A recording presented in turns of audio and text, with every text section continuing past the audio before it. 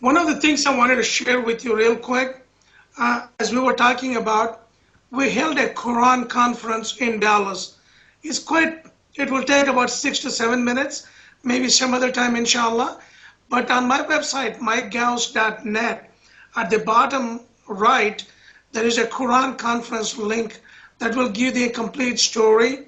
A pastor and I were on local television every day for a week. We had handled that very well, exceptionally well, where the Quran was read by a non-Muslim cleric, and it changed the perception about Quran.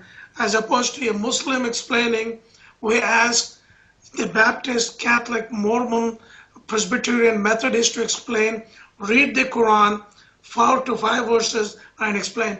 That was a significant change.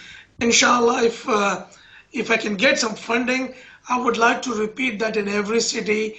And it changes how people see things when they see Quran and read with their own eyes, right in that, as opposed to hearing the hearsay. Definitely. Yes, definitely. I have a lot of conversations I have with people, and they say, well, I read this on the internet, or I seen this on a blog, or I seen somebody writing about this, and I ask them, usually the first thing I'll ask them is, have you read the Quran? And surprisingly, I have got a few of them they say yes, and I quiz them on it too. but I've had a few of them that said, well, no, all I did was read what this guy wrote about it, and I believe what he said. I think this is bad. I think this is bad. I think this is suppressive. I think this is suppressive. And I said, well, have you read the Quran? And a lot of times I'll get, well, no, I haven't read the Quran, but I read this. And what I tell them is, well, you really need to read the Quran. And I have a copy on my computer that I will actually send to people. That is one of them that I got from Harun Yahya. And if people, they say, well, I don't know how to get one. I said, well, I have a copy right here. I'll send it to you. But a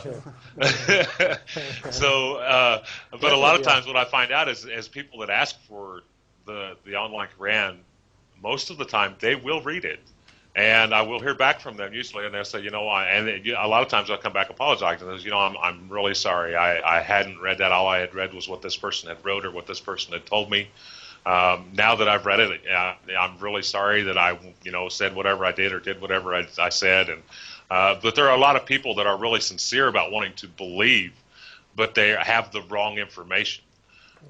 So one thing that I make sure I keep on hand is a lot of information on my computer, and I think a lot of my brothers and sisters, mashallah, they give me a lot of information, and I read it and I pass it out, and I do, and I pray that everybody will. If something is said that's wrong or somebody's been misguided, I am very quick to try and politely and peacefully correct that. Inshallah. Inshallah.